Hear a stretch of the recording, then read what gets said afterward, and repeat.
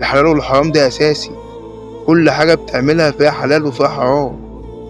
لازم ما نستهينش بالحرام عشان لو استهنا بالحرام خلاص مش بعد كده هتلاقي كل حاجة بقت بالنسبة لك خالص حلال، حتى الحرام هتشوفه حلال، لازم تعرف الحلال والحرام، ولمّا تتقال لك كلمة حرام تُقف كده وتثبت حرام، ليه حرام؟ والله دليل وسُنّة كتاب يعني جالي الدليل الكتاب الجالي دليل منه الكتاب والسُنّة خلاص أقف، عشان لا بعد كده أول ما أسمع بس كلمة حلال وحرام نُقف على طول،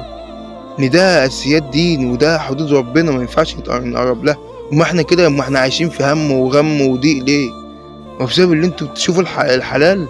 تمام والحرام ما بت اللي بيقول لكم حرام ما بتعملوش بيه، بتعملوه عادي، ما بتنتهوش عنه، لأ بتكمّلوا فيه، حرام إنّك ما تصلّيش، لأ ما بتصلّيش عادي والدنيا ماشية زي الفل.